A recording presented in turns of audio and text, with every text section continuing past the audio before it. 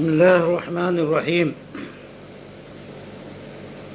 للشیخ الداعیہ عبد الحمید جاسم البلالی الکویت من وقفات تربویہ۔ تبدیلی کا ارادہ۔ رمضان میں ہر چیز بدل جاتی ہے، معاشرہ کا روزمرہ کا پروگرام بدل جاتا ہے، ہر شخص انفرادی پروگرام بدل جاتا ہے، سونے کے اوقات بدل جاتے ہیں، کام کاج کے اوقات بدل جاتے ہیں، ملاقاتوں کھانے پینے کے اوقات بدل جاتے ہیں، رب حضور کے انسان کی عبادت کا انداز بدل جاتا ہے، بندہ اللہ سے زیادہ قریب ہو جاتا ہے،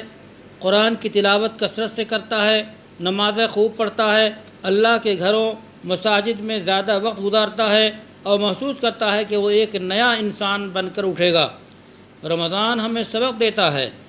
کہ اگر ہم طے کر لیں تو خود کو بدل سکتے ہیں، اور بے شک اللہ تعالیٰ نے انسان کے اندر تبدیلی کی بہت بڑی استعداد رکھی ہے، اور انسان آمادہ ہو جائے تو انقلاب آسان ہے، لیکن کچھ اندرونی تو کچھ بیرونی اسباب کے آگے انسان سپر ڈال دیتا ہے، جس کے باعث رمضان کے ذریعہ یاد دلائی گئی تبدیلی کو دشوار سمجھنے لگتا ہے۔ رمضان سگریٹ نوش سے کہتا ہے آپ صبح صادق سے غروب تک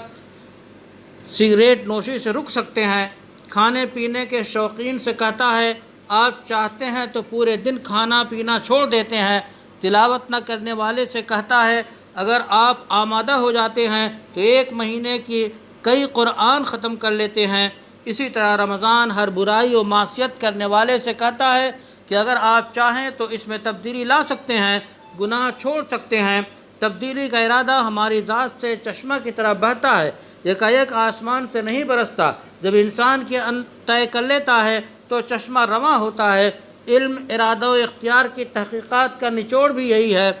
کہ کچرا چننے والا اور کروڑ پتی کی عقل میں کوئی فرق نہیں ہوتا، ہاں ان دونوں کے فیصلے اور خود اعتمادی میں فرق ضرور ہوتا ہے۔ اللہ تعالیٰ فرماتے ہیں اعوذ باللہ من الشیطان الرجیم ان اللہ لا یغیر ما بقوم حتی یغیروا ما بانفسہم۔ حقیقت یہ ہے اللہ کسی قوم کے حال کو نہیں بدلتا جب تک وہ خود اپنے اوصاف کو نہیں بدل دیتی۔